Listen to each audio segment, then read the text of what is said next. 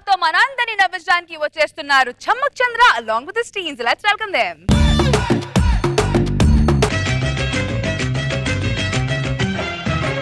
ఓ నా చంద్రముఖి అత్తరాతిరికి పెట్టి పక్కల పేరంటం పేరంటం సైరో సూర్యముఖ ఏదో జచ్చనక కాని కిసుల కోలాటం హోయ్ హోయ్ కోలాటం మెత్తని మట్టుల కొండ నా లబ్బరు జబ్బల పండ ఇద్దర పచ్చల జెండ తీసియర ముద్దుల దండ ఎడా పెడా చెడా మడా చాలు చాలు నీ ఎంటర్టైన్మెంట్ దూరం తిరగ ఓ పెద్ద హీరోయిన్ లా ఫీల్ అయిపోద్ది ఏదో హీరోయిన్నే నువ్వా మన కాలనీలో అందరూ నన్ను చూసి ఏమంటారు తెలుసా మీరు వచ్చి కాజల్లా ఉన్నారండి అంటారు తెలుసా ఎవడా ముష్నా కొడుకు అంది పిలువాడిని అంటే నేను కాజల్లా ఉండనా కాజల్ అంటే కాశీలో కాటి కమ్ముకునే మొహం ఇది కాజల్ అంట కాజల్ మేం పొగడాలి మీరు అడిగి పొగిడించుకోవద్దు అర్థమైందా ఏనాడు పిల్లని పొగిన ముఖం నీది ఏనాడు పిల్లని పొగిడావు వీళ్ళకి పొగడానికి మనకు ప్రాబ్లం ఏం లేదు సార్ వీళ్ళకి ఒక్కసారి పొగడామనుకో తర్వాత మనల్ని బెల్లంలో అల్లంలో చూస్తారు వీళ్ళు అది అడిక్షన్ అయిపోద్ది చంద్ర నేను ఎలా ఉన్నా మీరు బాగున్నా నేను పొగడను మీరు బాగున్నా నేను పొగడను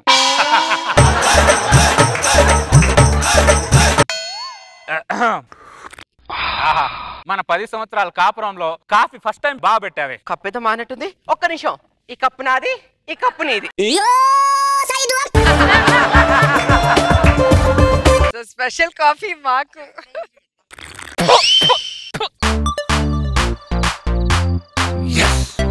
చూసారు సార్ వీళ్ళు వంట రూమ్ లో చేసే నేరాలు ఘోరాలు చూసారా సార్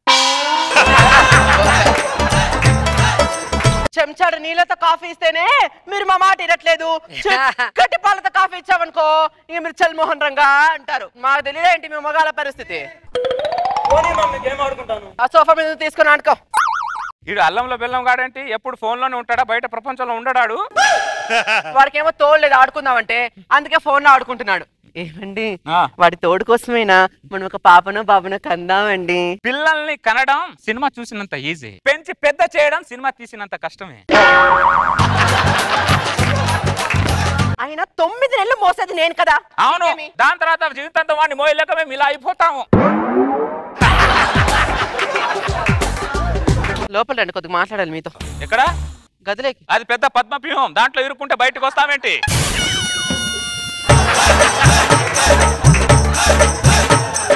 నీకంటే మన అపార్ట్మెంట్ వాచ్మెన్ అయ్యాం 4 పిల్లలను కన్నాడు నలుగురు కన్నాడు కాబట్టి అపార్ట్మెంట్ లో వాచ్మెన్ అయ్యాడు లేకుంటే అపార్ట్మెంట్ కి ఓనర్ అయ్యేవాడు ఏదేదో చెప్తున్నావు గానీ సంతృప్తినిచ్చే సమాధానం మాత్రం ఒక్కటి రాత్రి నోట్ల నుంచి పాడునోరు వస్తది. రే ఆడుకుని సగం లోపల రా దీని టార్చర్ భరించడం కంటే ఏదో కుటుంబ నియంత్రణ ఆపరేషన్ చేయించుకోవడం బెటర్ నువ్వు కుటుంబ నియంత్రణ ఆపరేషన్ చేయించుకున్నా నేను ఇంకొక కొడుకుని కనే తీరుతాను చూడు మరి నువ్వు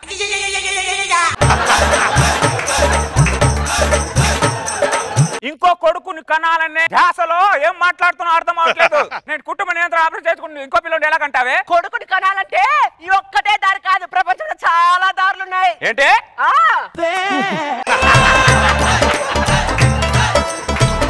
సౌభాగ్య సౌభాగ్య ఏంటో తెగ ఊపుకుంటూ వస్తున్నావు స్లోగా అన్నాడు సౌభాగ్య లేదా అన్నయ్య లోపట ఉంది కానీ స్లోగా వెళ్ళు అలాగే అన్నయ్య సౌభాగ్య సౌభాగ్య బాగున్నావురా హర్నాథ్ భరతోడు నేను బాగున్నాను కానీ నువ్వేంట్రా ఇలా ఉన్నావు చేతిలో పిల్లోడేంటి నీ చేతిలో నీ పిల్లం హ్యాండ్ బ్యాగ్ ఏంటి బాగుంది కదా చూడటానికి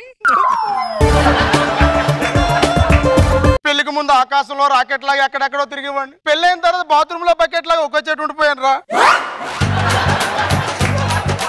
పిల్లోడా ఎన్ని రోజులు అయింది పుట్టి సంవత్సరం పిల్లోడు అమ్మ చేతిలో ఉండాలరా నీ చేతిలో ఉన్నాడేంట్రా అదేరా అధికార మార్పిడి అంటే సిగ్గులేదురా ఇలా మాట్లాడడానికి నీ బతుకు చెడా దరిద్రుడా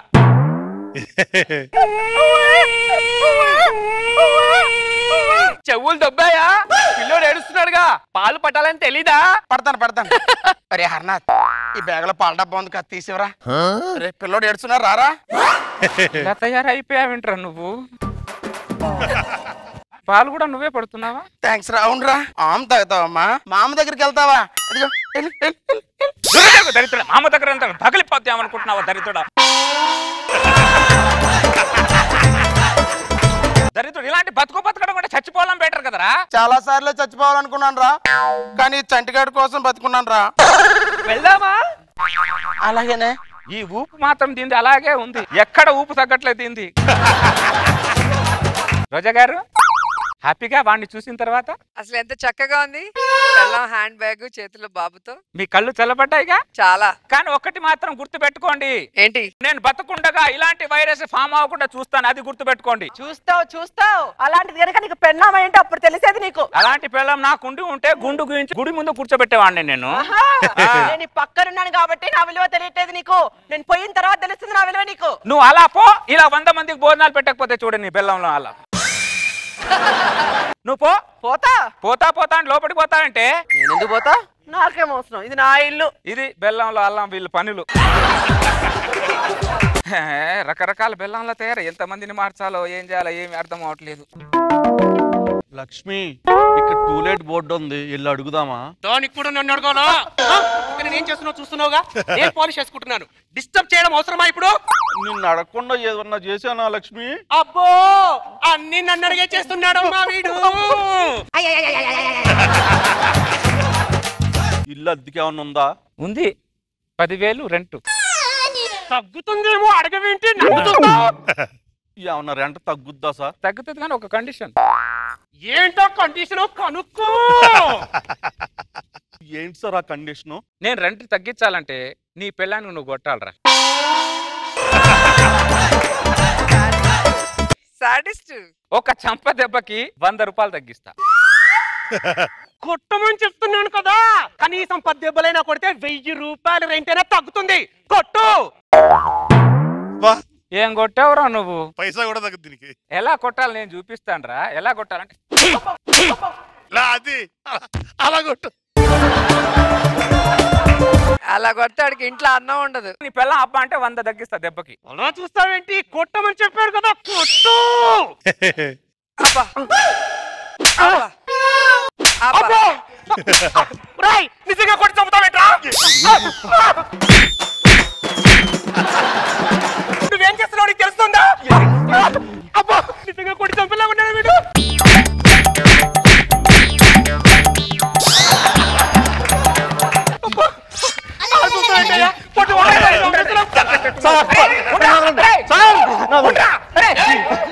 సంవత్సరాల నుంచి నరకం చూపిస్తుంది సార్.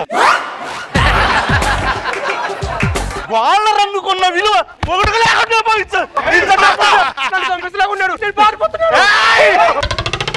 వాళ్ళు విప్లవం లేచింది.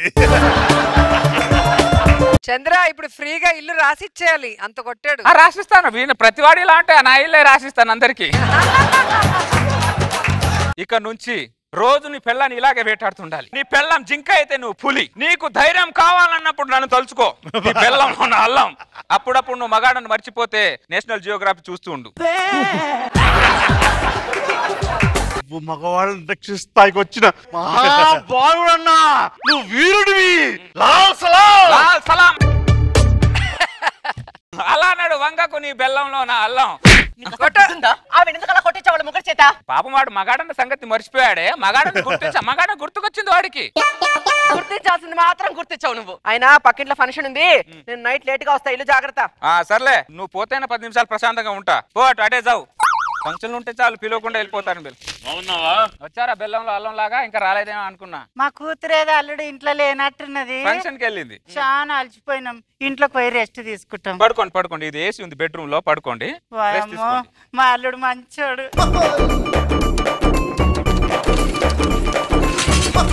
ఇప్పుడు ట్విస్ట్ ఏంటో చూడండి. ఇప్పుడే పక్కింటికి వెళ్ళానో లేదో, అప్పుడే ఇంకొక దాడి తెచ్చి ఇంట్లో దుకాణం పెట్టాడు దరిద్రుడు. అమ్మో ఎంత పని చేశాడు.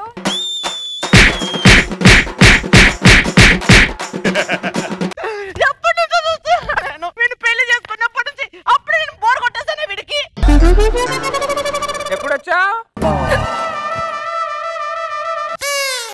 నువ్వేంటి ఇక్కడ ఉన్నావు? నేను ఇక్కడే ఉన్నా. మరి అక్కడ ఉన్నాను ఎవరు? మీ అమ్మ నాన్న. అమ్మ నాన్న నాన్న పాపం బాగా అలసిపోయి వచ్చారంట. ఏసి వేసుకొని మన బెడ్ మీద పడుకోమని చెప్పానే. అమ్మా నాన్న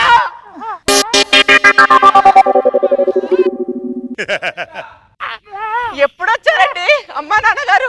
కన్న తల్లిదండ్రి అని చూడకుండా కుక్కను కొట్టినట్టు కొట్టినావు. కూతురువా కొరివితాయాను నువ్వు. అల్లుడు దేవుడు ఏసి రూమ్ లో వండబెట్టిండు. నువ్వేమో లేపి మీ అయ్య కోసి ఊసేదాకా కొట్టావు కదా. అమ్మ అది కాదమ్మా, వినండమ్మా. అమ్మ అంటే మూతి పనులు రాలగొడతా. నా కూతురు లేదు, అది ఇప్పుడే చచ్చిపోయింది. కావాలనే చేసావు కదా ఇదంతా? నేనెందుకు చేస్తాను కావాలని? నువ్వు కావాలనే చేసావు నాకు తెలుసు. తన కన్న కూతురు చేత కన్న వాళ్ళని కొట్టిస్తే ఎంత ఆనందంగా ఉంటుందో తెలుసు. ఒక దెబ్బకి 2 పిట్టలా? శత్రువుని శత్రువుతోనే కొట్టిస్తే ఆ కిక్ ఉంటది సార్. ప్రతి టెక్నీషియన్ కూడా ఒకసారి ట్రై చేయండి, బాగుంటది.